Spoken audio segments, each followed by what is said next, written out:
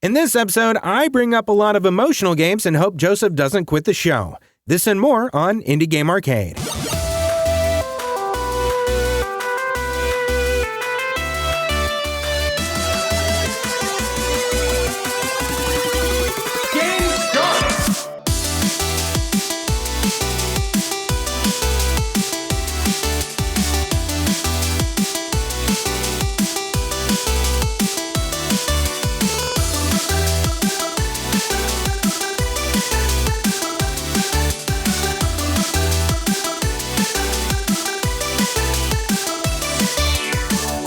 Welcome back to Indie Game Arcade, the podcast that deep dives into the latest and greatest indie games. I'm your emotional support player, Chris. And I'm your mutant muncher of roguelikes, Joseph. That gives me pause. I think I know why you said that, but I'm a little concerned. Okay. It'll make more sense in a minute. Yeah, okay. Again, if you remember our episode last week, which we recorded all about things that we were thankful for regarding indie games as our Thanksgiving episode, which we've never done a Thanksgiving episode for something before, but hey, why not? Someone's going to correct me on that and be like, excuse me, when you did this other podcast, you did a Thanksgiving episode, whatever. Thanks, nerd. Anyway, I said we were recording both that episode and this episode during the same session because I was going to be on the road traveling for the holidays, which means that some of the games that we're talking about came out, by the time you're listening to this, came out like a week ago. Some of them maybe like a week and a half ago. And which also means some of the games coming out like this week are games that like we're not getting to yet. But I'm hoping as soon as I get back, we'll be able to like kind of round up all the games that we might have missed and then start getting into those. But I promise we have a lot of really cool games to talk about today that Joseph will be mad at me because they are all touchy-feely games and he's gonna, I don't know, he'll take a nap during that portion. Yeah, poke the tires in my bike or something. I don't have a bike. Who am I kidding? Hey, let's talk about this weird game called Morsels that you picked. Game start! So Morsels was released November 18th, 2025, developed by Furcula, which definitely sounds like some sort of offbeat, I don't know, like 90s cartoon character, like a side character from a Ninja Turtles thing. Furcula. It reminds me of Banicula. Oh, yeah, there Banicula? You go. Yeah, I remember Banicula. When I played the demo for Grimshire, or no, I got early access for that. That's what I made my character Banicula. Oh, nice. Yeah, nice. he's fun. Published by Annapurna Interactive, which I talked about last week, one of my favorite publishers. Hey, there's our link. Retails for $14.99, and for a quick description, this is a fast-paced creature-collecting roguelite where you play as a hungry mouse scavenging in the sewers when you meet a magical fatberg creature. Joseph, what the hell have you brought us? Who transforms you into a morsel, where you collect and switch between other monster pals and battle against a clique of killer cats. I'm giving you shit, but like I didn't get to play it, and I knew I wasn't going to get time to play it. So what I did was I watched somebody play it just so I could get a feel for at least the look and what the gameplay was going to be like. So I will let you talk about all the stuff, and I will only comment on the things I can comment on. First of all being this style, I do really love the art style, and I love that it all looks like it's being presented through a CRT screen, which is so cool. And the first thing I kept thinking of, because everything looks so grungy and gross, the first thing I kept thinking of is like, why is there not an action roguelike Garbage Pail Kids game that looks like this? And how do we make that? I know. There is a Garbage Pail Kids game that came out. Yeah, not long ago. A year or two ago, but it was just like a platformer, I think. It definitely wasn't like a roguelite. Well, and I think it was just like designed to look more like a classic NES or something game, yeah, wasn't it? Exactly. It was, yeah. But I think it's this genre, like roguelikes in general, is just ripe for these weird properties to come and just take over. Yeah. Or just like add to, because Morsels is styled kind of like, if you imagine, a combination of like Garbage Pail Kids, the zoom in shots of Ren and Stimpy, and like real monsters, like all of that together. It's on a CRT TV sort of style. You can stretch the screen if you want to in the options, but if you don't, then it does have just like the size to be sort of pixel perfect and has like some black edges. It's not like 4:3 or anything, but it does crop it in a way. And you can also kind of turn off or down the CRT effect. I just left it at the default because I wanted to play it as it was intended to be played. And I have been having a blast with this game. That's awesome. It's just an interesting like little beast of a game because it's weirdly charming. It's gross to where like everything is just making like kind of like gross noises. There's things look like boogers, snot just flying around. It just feels like something you like as a kid that was really into gross things, like that you'd just be super into, because it's leaning heavily into that. It's the creature swapping system of it is kind of like I don't know. It's not as creature capture-y as something like Pokemon, because there's not like 150 of these things. I don't remember how many there are. There might be like 19 or 20 or something, and which cards, is still plenty, right? Yeah, they're cards, but as you get them, that's when you actually turn into the morsel, right? Which are these little creatures. So if I remember the story right from the intro of the game, it's one of those where like these strange cards fell from space, and people who are either in tune with them or something and pick them up will transform into like these little monsters, which are what the morsels are. And at the root of it, you are just a mouse and the enemies are cats. So it's like a cat and mouse game, right? But the morsels are just what you're turning into because of these weird space cards. They're actual in the game cards that have fallen from space, and that you and your enemies are transforming with one of the first bosses, or I think the first boss. It might be able to change, or there might be like randomness to it, but like one of the first bosses is like he turns into like a giant gross hamburger with like eyes and stuff. And it's just like, why? Like none of this makes sense, but it doesn't need to, and that's what makes it so charming to me. The gameplay is what I see a lot of people sort of like mixed about, because it looks at first, like my first run was like, whoa, what is even happening? Because there's so much flying on the screen at the same time. You can barely really tell what's even like going on until you kind of learn to speak the language of the game. And then you're like, okay, I understand what my little character needs to not do, which is get hit by all this like flying snot or whatever the level has in it.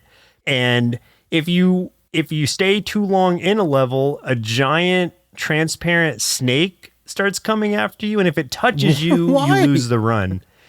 I don't know. And that it's just like, it's that thing that makes you like progress, or it keeps you on a timer, because you could run from that snake for a while, but it will probably eventually catch up to you.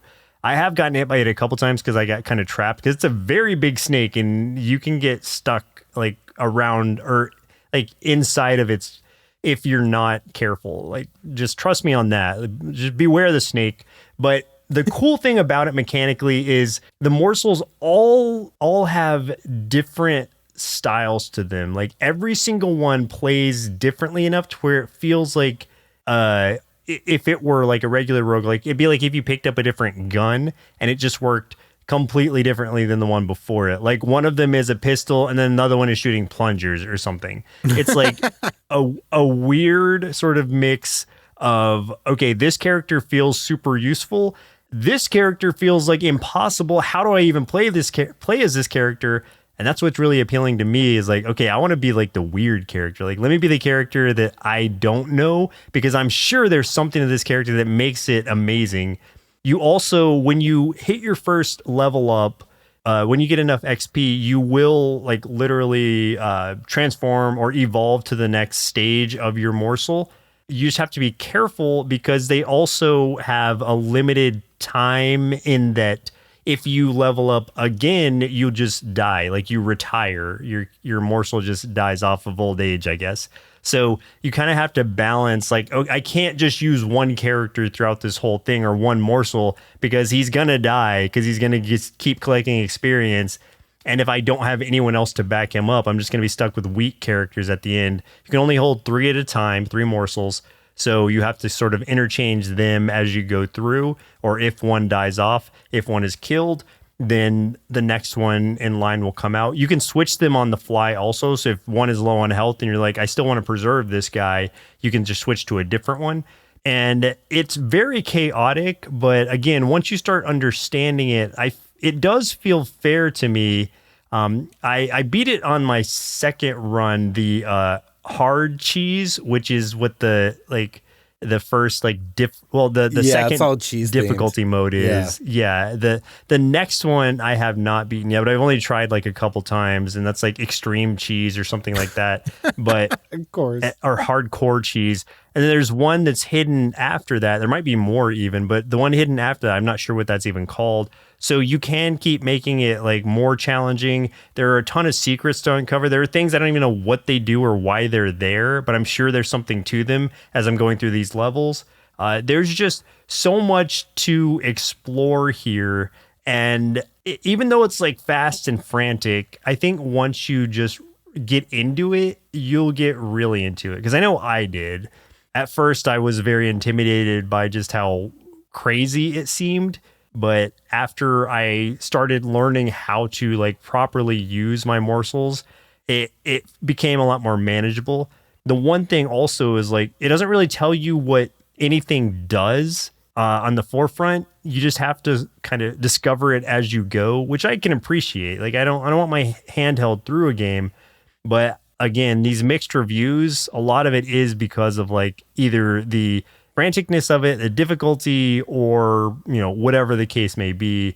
Some people don't like that kind of thing, but for me, that's exciting. Like I was talking about last episode, like Kill Knight and things like that. Yeah, you like this hard stuff. I like it. I like these hard, like challenging games because they make me like sit up and actually like learn something new. It's not like any other game that I've really played in this genre or subgenre. So I have really been enjoying myself. I've only spent, let me see, about 3.5 hours in it so far. But again, so far so good. Plenty to discover. You know, I was trying to place, like, there's another aesthetic to it that I couldn't place until now that it was kind of reminding me of, and it's Boglins. Do you remember Boglins? Oh, Boglins, yes. Those nasty little hand puppets from the 80s? Yeah. Man, I wish I had a Boglin. Oh, man, yeah, I do too. My friend had a bunch of Boglins when we were kids, and I loved those things. I always wanted to play with those.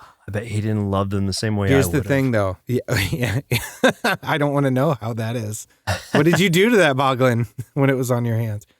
Here's the thing, though. Boglins apparently have made a comeback because they're like, they're making them again now. You can buy them again. Oh, wait. No, I have seen at least a version of that comeback, but it was like, I saw like a Jason Voorhees Boglin. Oh, sick. Like where it had the hockey mask on and everything. That's crazy. So I wonder if it's the same company. I think so. Now I'm going to be like obsessed with Boglins for a while. Yeah, I know. We're going to start our Boglins podcast soon. Stay tuned for that. But like, how do we license Boglins for a Boglins game in this art style? Oh man, that would be sick. Fun. Oh man, could you imagine? Oh boy. Well, now I can. Yeah. I'm excited about it. New game! Let me switch gears to a completely different style of game that doesn't have mutants or rats or morsels or anything. It does have a baby, so let me talk about... Again. I know. Let me talk about Goodnight Universe. So Goodnight Universe was developed by Nice Dream, published by Skybound Games. Released on November 11th, 2025 and retails for $19.99. And for a quick description, you are playing as a 6-month-old baby named Isaac who is developing mysterious psychic powers and wants to be loved and accepted by his family, but keeps seeming to cause problems, and a secretive tech corporation wants him for their own. So this is the game that we had kind of talked about like a couple of weeks ago, but I really wanted to talk specifically about the mechanics of this, because I was like, okay, if anything else, that's the way that I get Joseph's interest in this, is how this game works. So you can use like your keyboard or your controller or whatever, but the big draw to this thing is the face cam controls. It is unlike anything I have ever played before, that it is so interesting.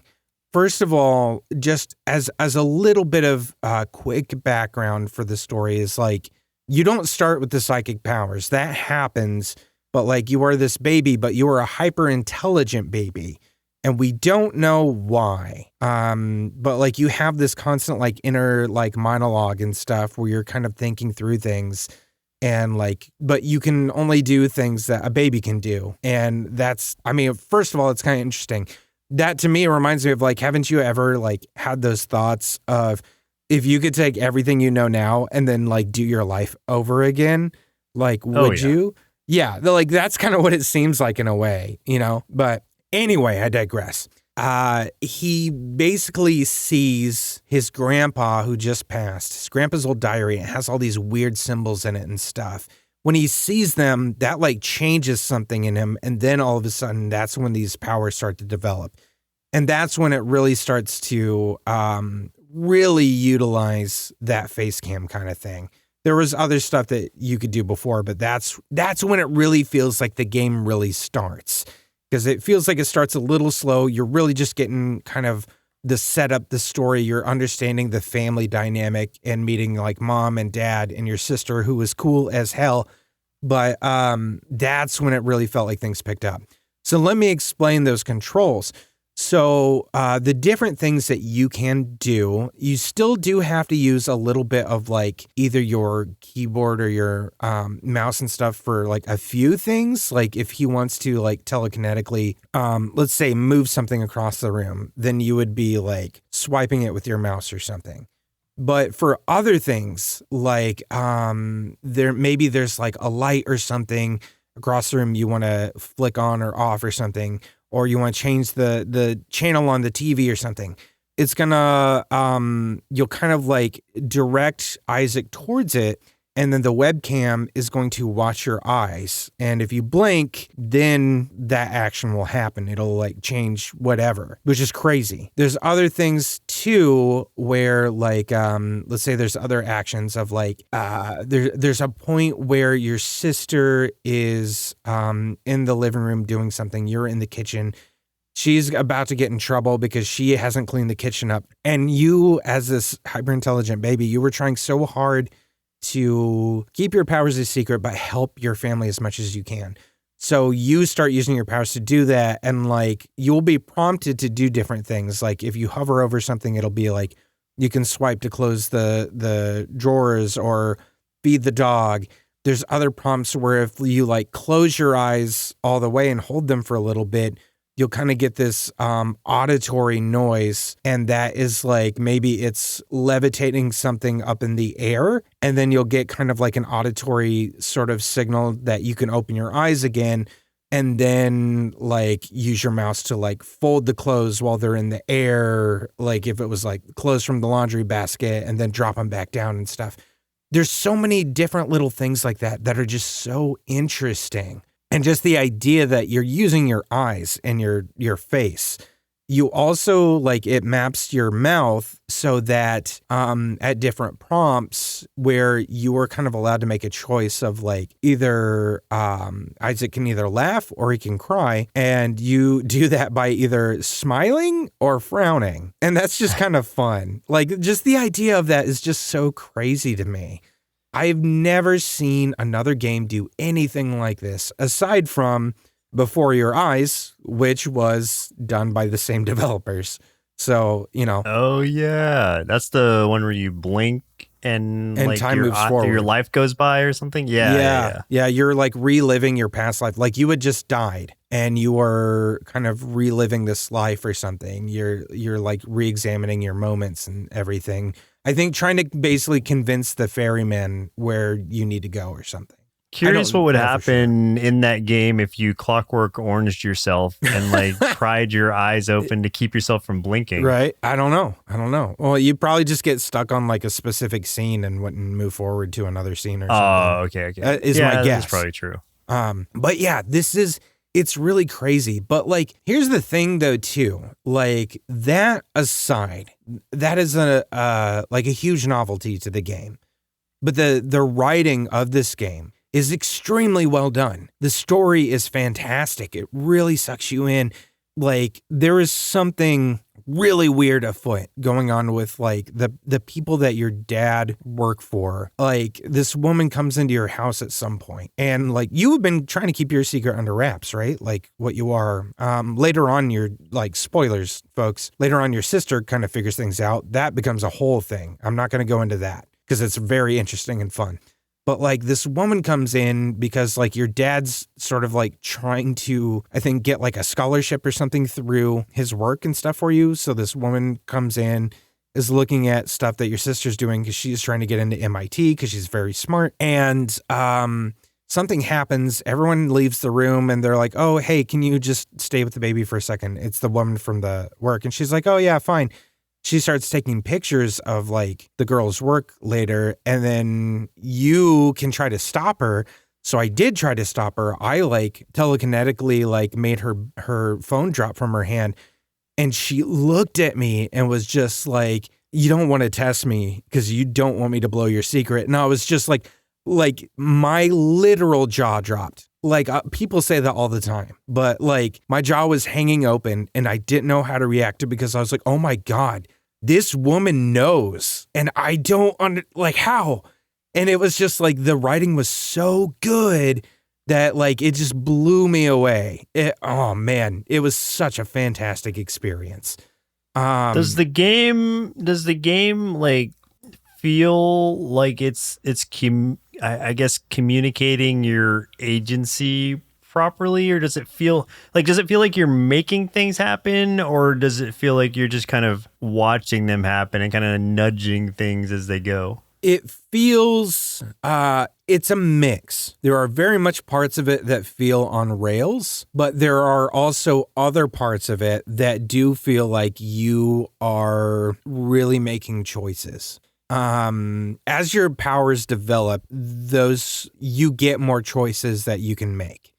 And I guess not knowing like how it ends, because I haven't finished the game yet, because I wanted to come in and record this before I finished it so I don't give like everything away, because I'm too excited. I don't know if there's multiple endings or anything. Like there might not be. It might be a linear story. But I do know like there's been multiple times where I've had several different possible things I could do that get like a different reaction from specific people. So I don't know the full weight that those carry.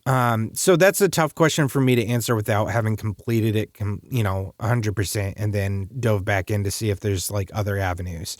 But yeah, without knowing if the different paths will lead to a different end result. But like what I would say though is it feels like there is a light amount of agency for sure. I would say for the most part, it feels like a story on rails that you get to really participate in a way that most stories kind of going down that linear path on rails don't allow for. So from that aspect, like I feel more of a part of the story than you usually do. Especially because it's first person, right? Yeah. There was another one too, or another power I forgot to mention too, where like you can listen to people's thoughts, and that's cool. I like that one. Oh, so you're telekinetic and telepathic. Yeah, that one's kind of fun too, where like that one's like you have to close your eyes, but then you also have to like move your head around and like find the right angle, almost like you're listening to a frequency. And like auditorily, like in your headphones or whatever, the sound is changing depending on the angle that your head is at. So like you're trying to find, where to look, even with your eyes closed, to find where their thoughts are. And then once you lock onto it, then you can hear their thoughts. And that was pretty cool too. It seems like an interesting experience for sure, but a game that is mostly the experience, I would assume. So I wouldn't be surprised if there's not much past or if it does stay pretty linear, but not that there's anything wrong with that. Like this is maybe a short and sweet experience, but it is maybe more about going through it and being able to play a game in a way that you just haven't gotten to before. Yeah, absolutely. And also like, with a good story added to it also, like they could have just gone with the idea of like the novelty of what we're doing is going to be enough to get people interested. Sure. But they put a lot into the story. It is very, very good. Yeah, something like this easily could have been just a tech demo, but it almost feels like that's what Before Your Eyes was. I mean, I know that had a story also, but that was like the testing ground to evolve up to where they got with Goodnight Universe.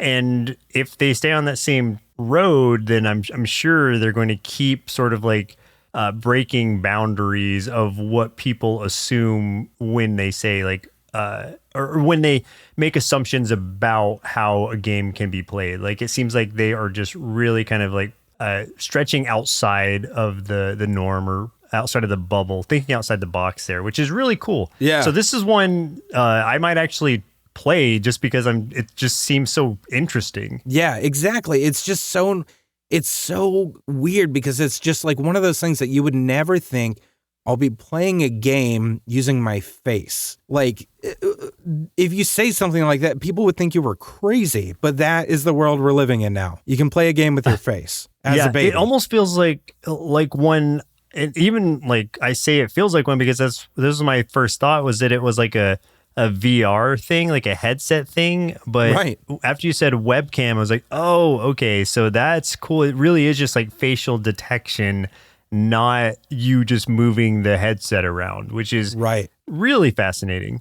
Yeah, the only thing I will give one tip for anyone wanting to play this is when you are calibrating things in the very beginning of the game, make sure you have like good lighting when you're first doing it. Otherwise, you're going to run into like a few hiccups and stuff like that, mostly with the facial expressions like the smile or the frown, which I have realized that having a beard makes it a little bit more difficult for them to map your face unless you have like really good lighing. So like I had some trouble at first. Babies don't have beards. No.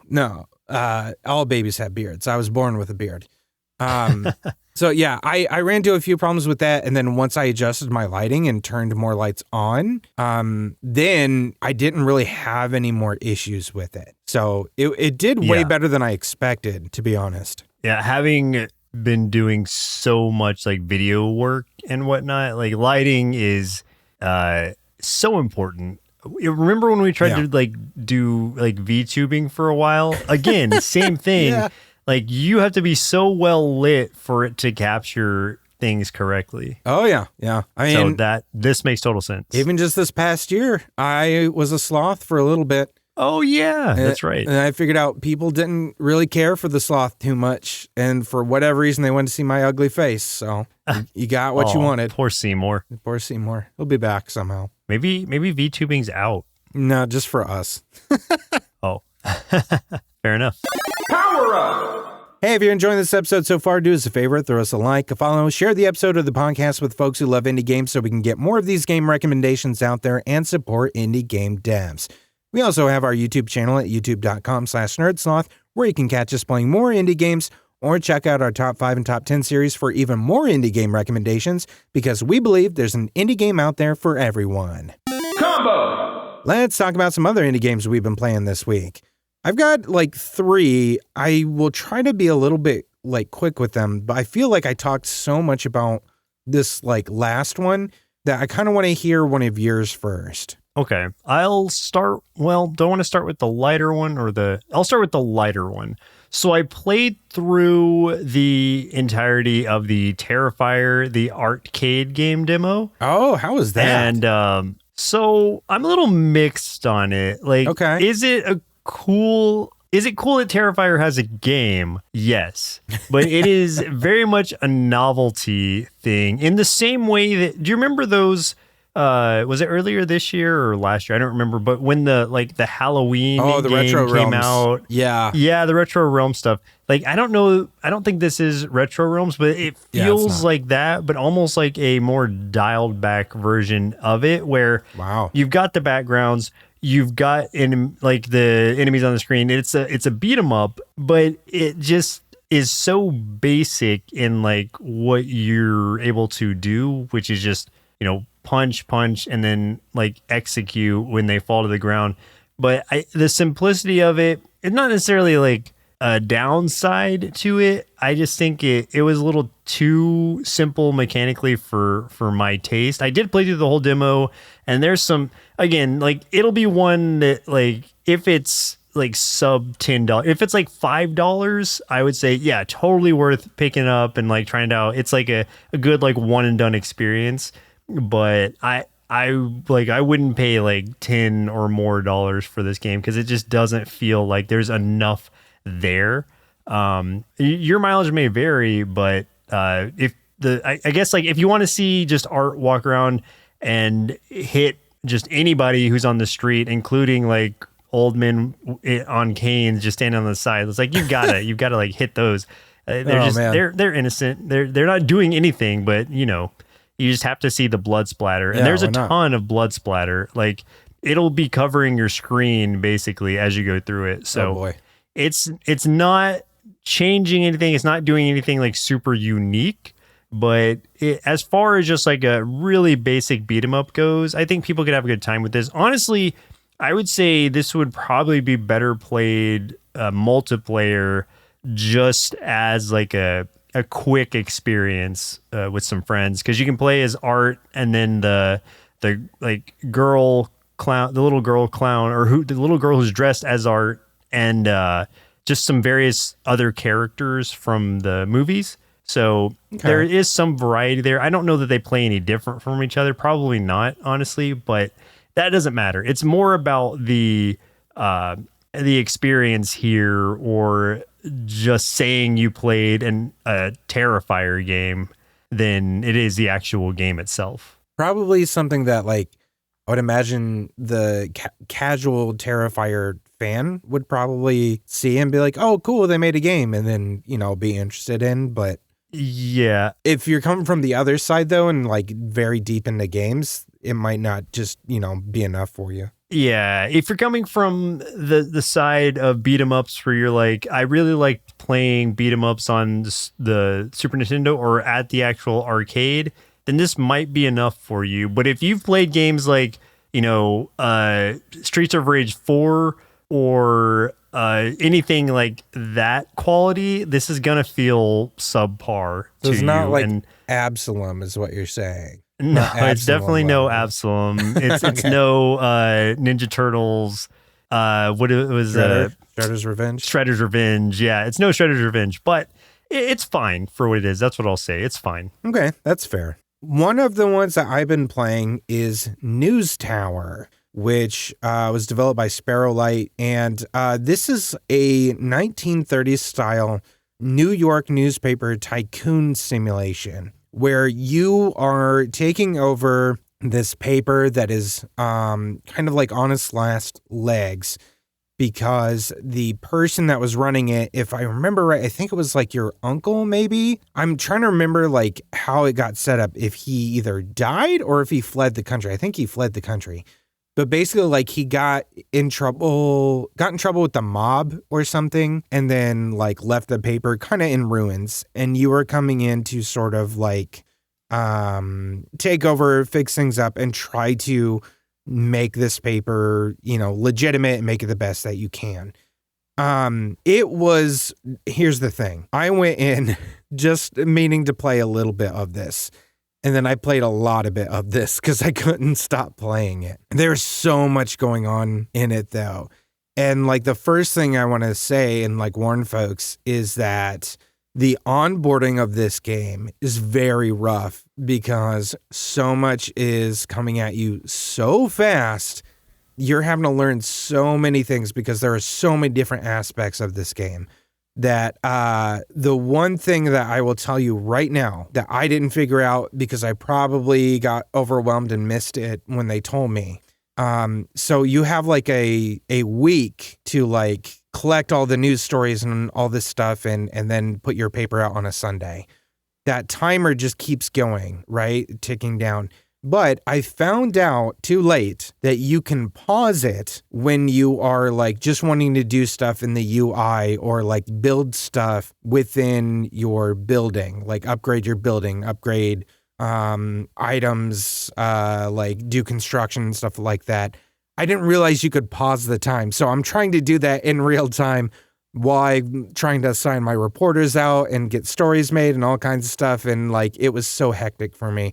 Once I figured that out, things were so much easier. So pause the time if you want to do stuff like that.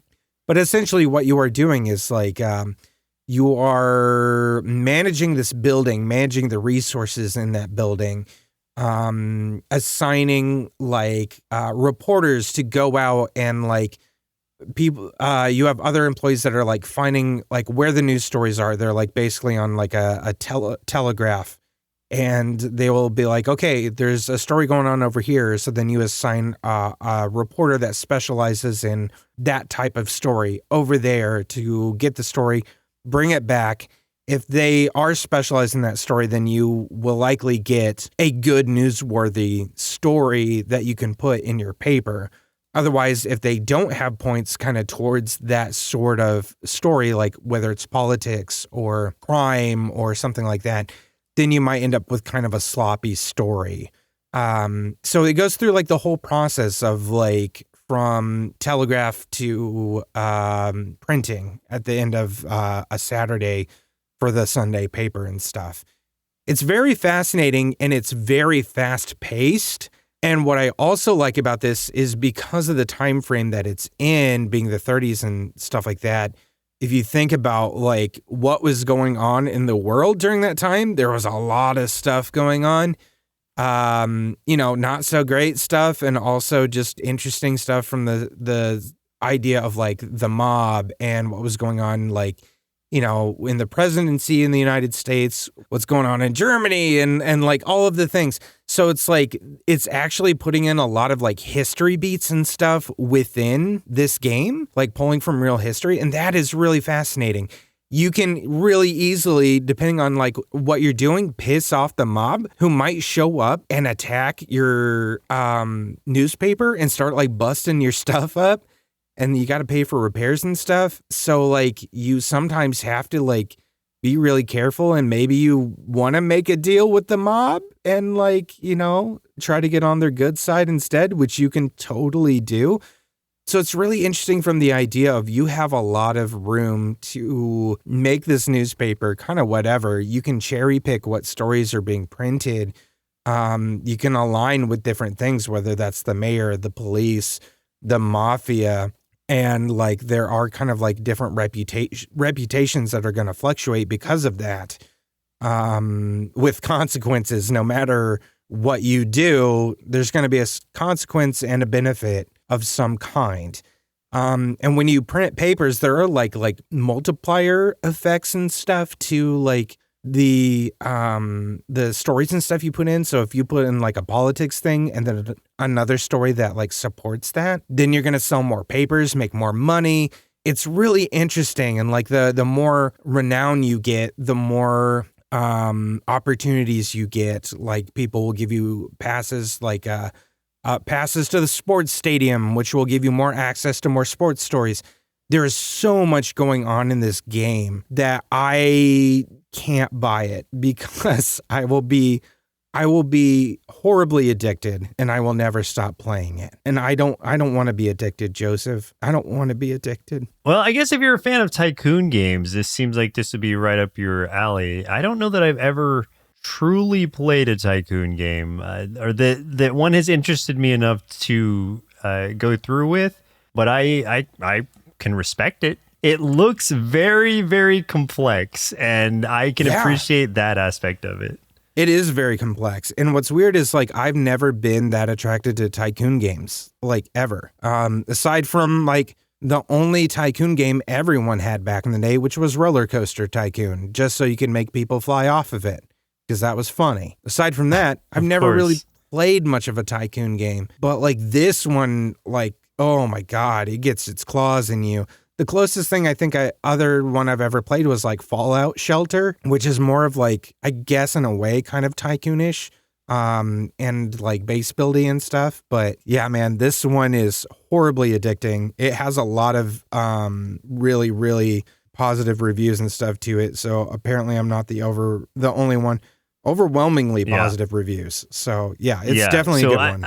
I think there's a huge audience for tycoon games. Having not played one, I cannot speak to. It's not that I dislike them. I'm afraid to play them, because what if I get really into it and then that's all I play? I become like a tycoon guy. I don't know. I don't want to become a tycoon guy. I can easily see something like that happening, because like I dabbled and I'm scared, man. I'm seriously scared. I can't go into this anymore. If you or someone you know is a tycoon person, please reach out and tell us, like, please let us live vicariously through you, because I don't want to put myself at risk. Please reach out and get help if they need help. Get help, then reach out and tell us about your experience. I'm going to talk about one more, and then I might throw it back to you for another one. This one will go a little bit quicker, but this one, there's a reason I checked this one out, and then I bought it, and oh my God.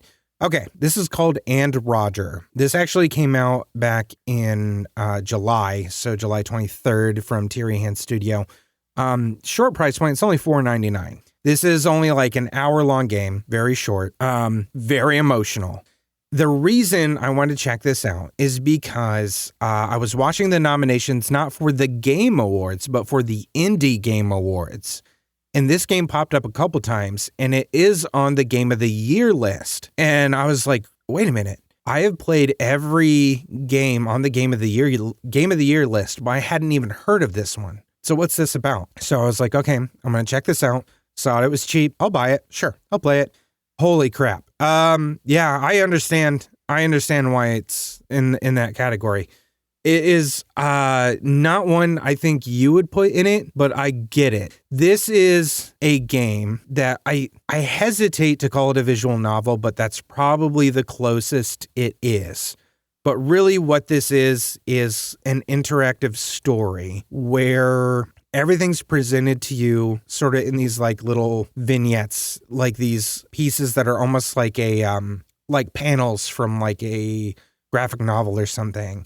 And also I do want to say, like, I love the art style of this. It feels very like a French graphic novel with the duotone. But it starts out like it kind of hits that subversiveness in a way, but not in the way you think. There's no horror to this thing, but like it starts out with this young girl waking up and going out thinking her father's going to be somewhere. She can't find him in her apartment.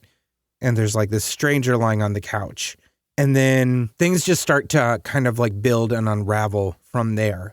And it's like all of the mechanics are boiled down to like the most simplest little things, like little dots to click on.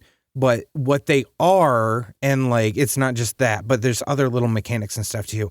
But all of these little mechanics are helping to tell this story by like making you a part of like this struggle. Like they force you to struggle within the story. Like brushing teeth is difficult, and like mechanically they make it difficult.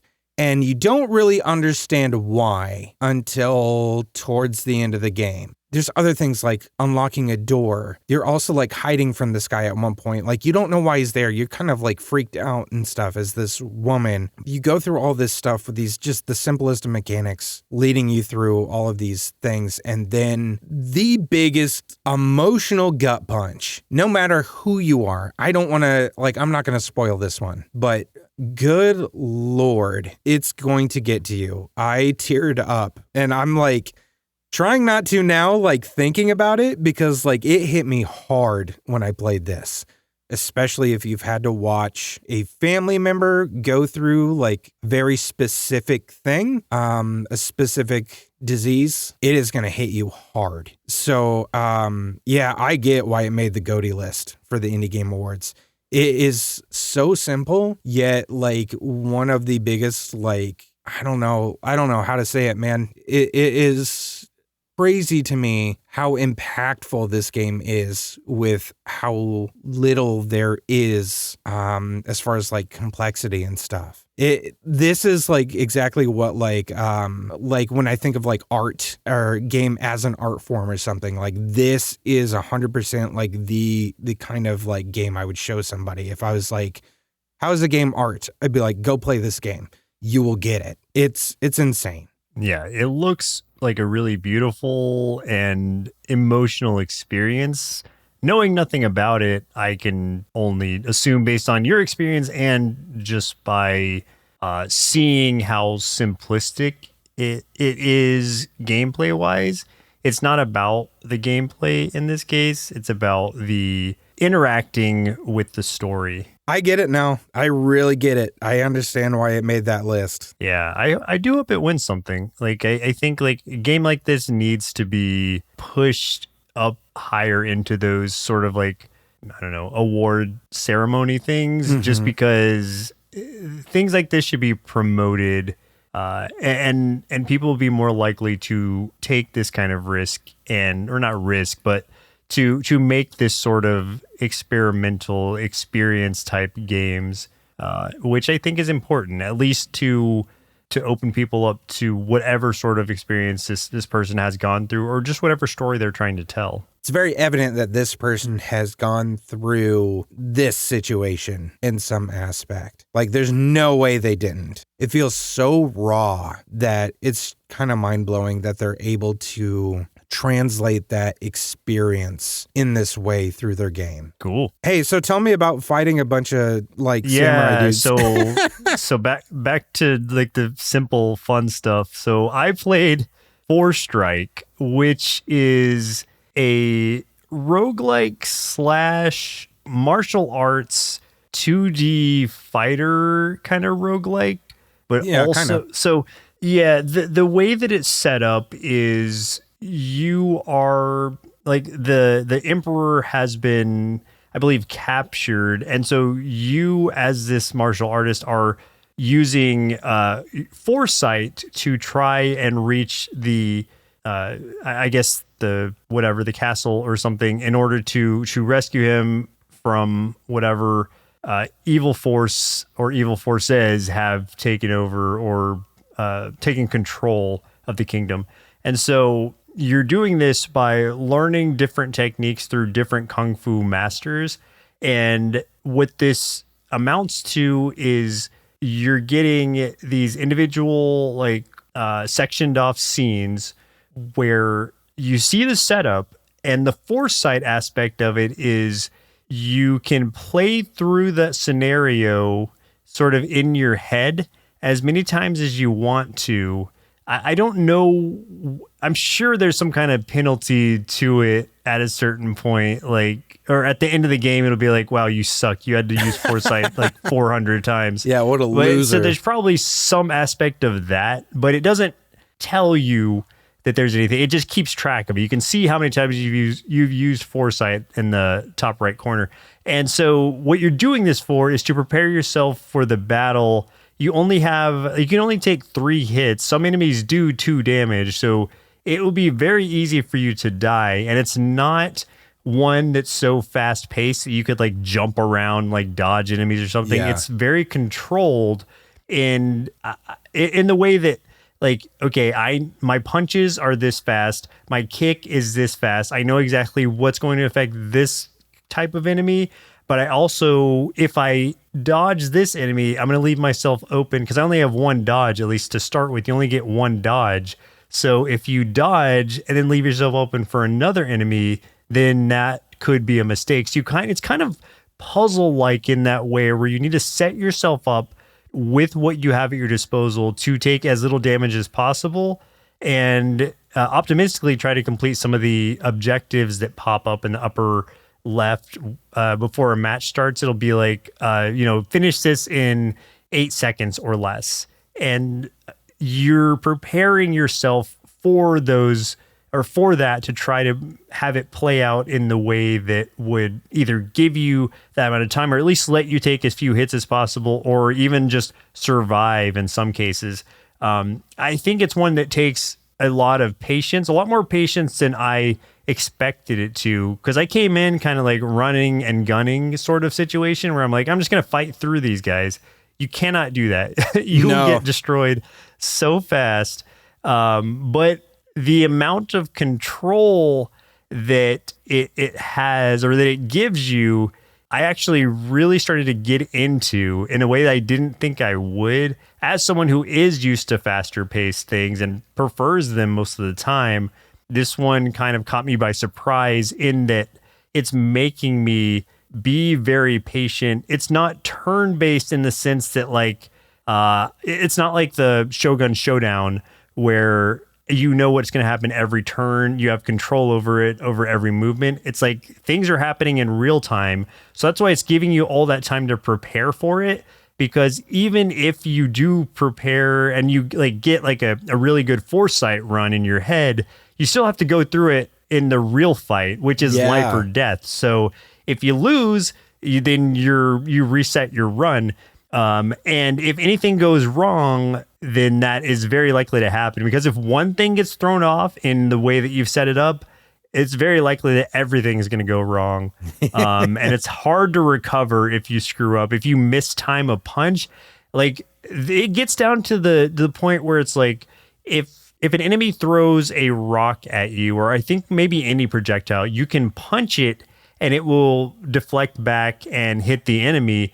But the timing on that has to be so precise that I have missed those stupid rocks many times and gotten hit right in the face and taken damage from it, which again will throw off and you get stunned and it'll throw off your whole thing, because crap, in my foresight run, I didn't get stunned by this, so I don't know what to do now. How do I recover from this? So it's just something I've learned to appreciate the more I played it. And I get a little bit further each time. And it's also making me really slow down and be like, all right, how is this enemy going to approach me? How can I use that against him? And that's something that I just found super compelling in a way that I wouldn't have found it if it were just a fast paced fighter kind of thing. That probably would have gotten old pretty quick, because there's a ton of games that do that.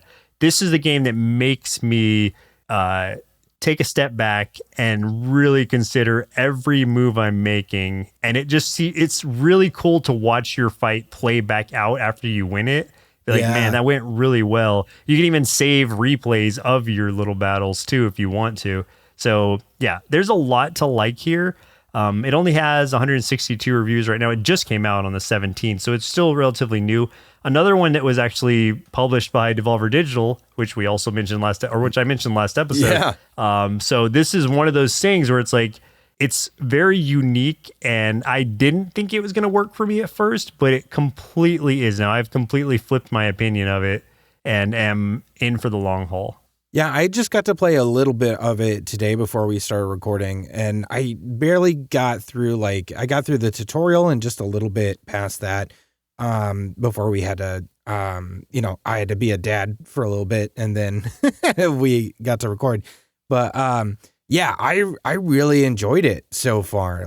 I love the idea of it, and it feels very in a way, it feels very appropriate for what it's doing of learning the martial arts moves and things, and from the masters and stuff, and the idea of part of that, some of the things you learn is using the enemies against each other and stuff. That one dodge where if someone's running at you, you basically kind of sidestep and let them go past you.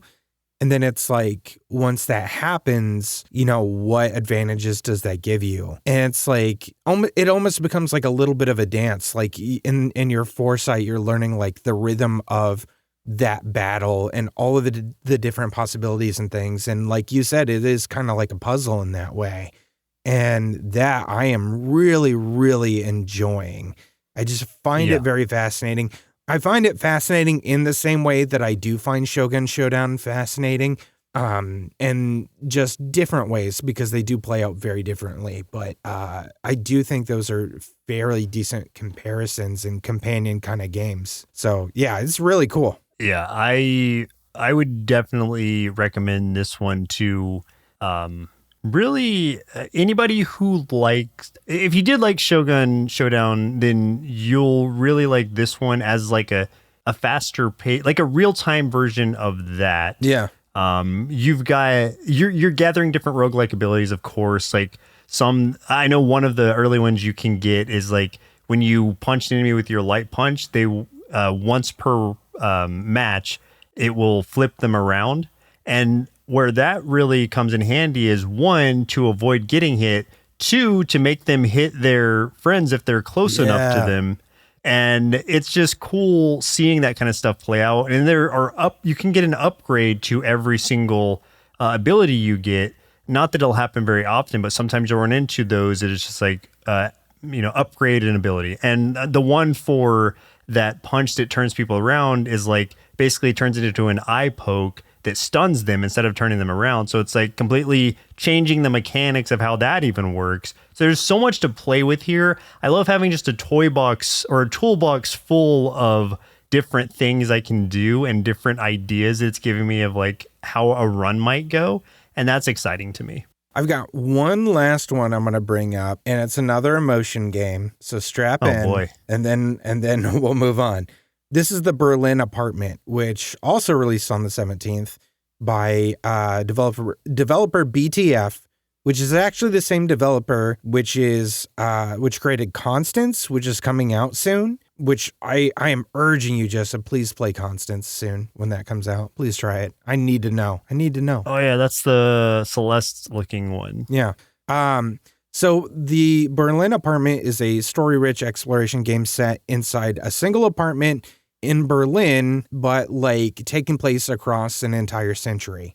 So what you're essentially seeing is the lives of these tenants that lived in this apartment, like this one specific like part of this like apartment on this like top floor throughout different periods of this century. So it's not like you're seeing the lives of like all these people living there at one time. It's like an older Jewish man living there in the 30s is like one of them, and like what that is like, which obviously is like, a little on the rough side, right? Like for him, it's not too bad yet, but it's just like what's to come, right? So it's like the environment of that is a little scary, and you're playing as him, and like the part that I played with him, it was like a friend of his had called and was just like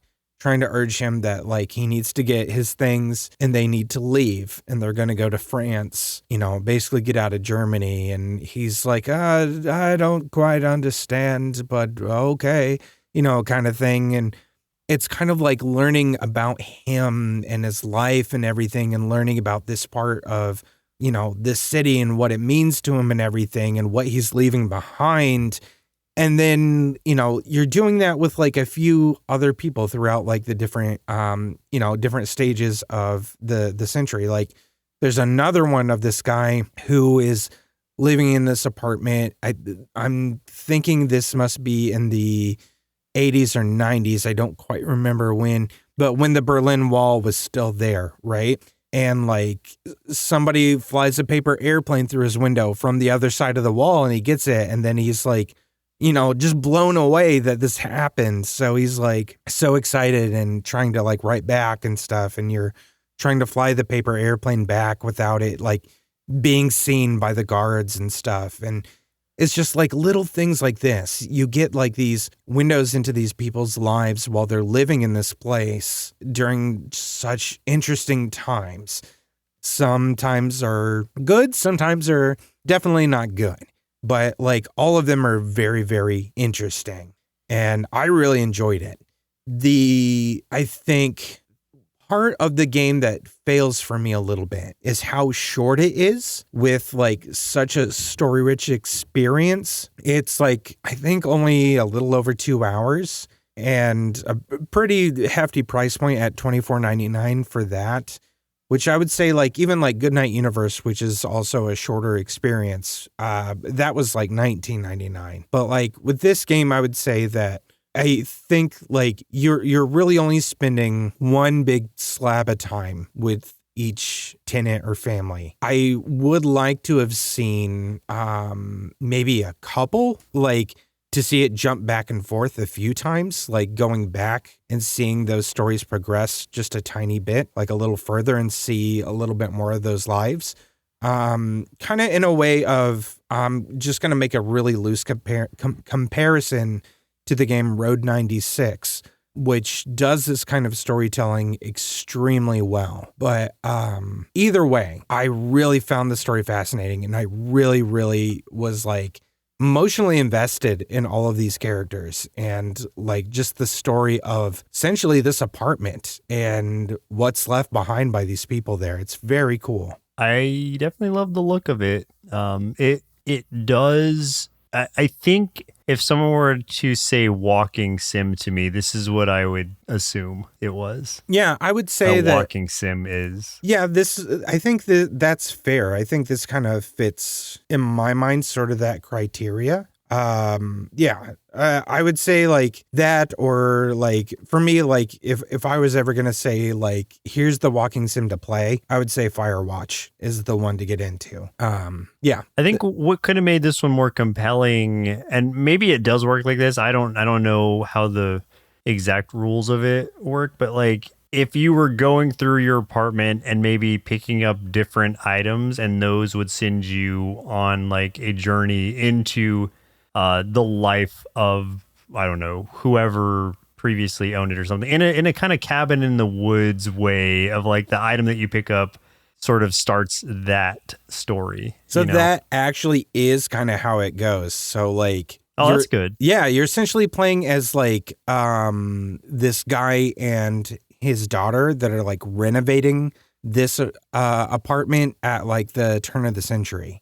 And it's like they're finding these little bits of things from like, those eras and stuff, like maybe a photograph or something. And like they find it and they look at it and it's a photograph from, the guy from the 30s or something, that he had of the old theater that he had worked at that got burned down by the Nazis or something. It's like stuff like that. So yeah, it's pretty cool.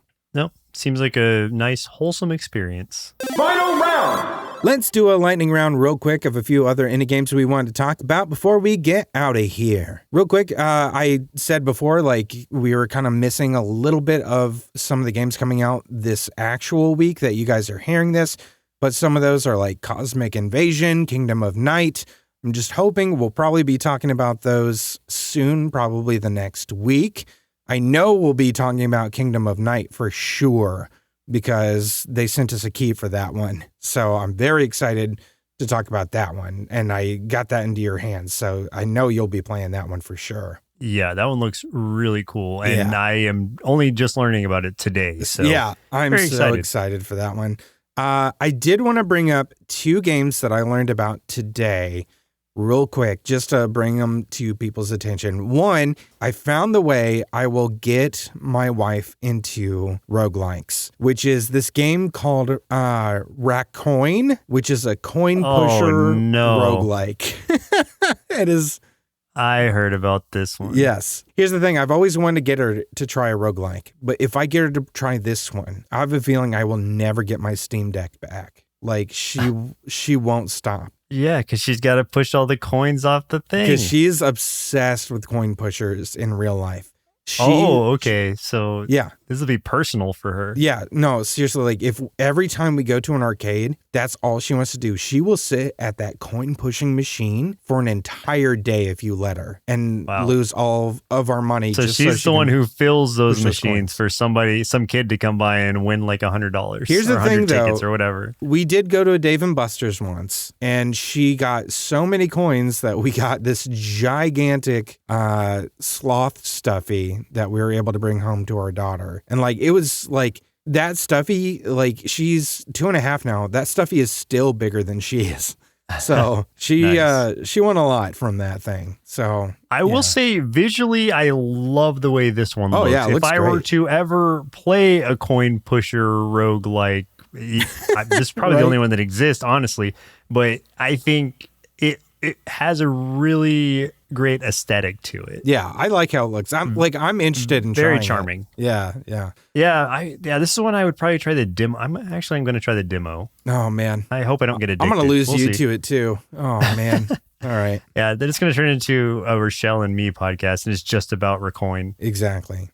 There's one other game I want to mention, and I just learned about this literally before we started recording, which is called Vampire Crawlers, the Turbo Wildcard from Vampire Survivors. This is one that is the weirdest name ever. But this is a card battler from the creators of Vampire Survivors. A card battler / action roguelike is what they're calling it. So you're doing a dungeon crawl and you're using cards. And it looks as insane, if not more insane, than Vampire Survivors was. The way that the cards work in this game remind me of, I'm going to try to find the name of it. Yeah, Rungor, exactly. Yeah. Where the cards are moving so fast and you just have to like keep like throwing them out while also trying to make sure you're choosing the right ones.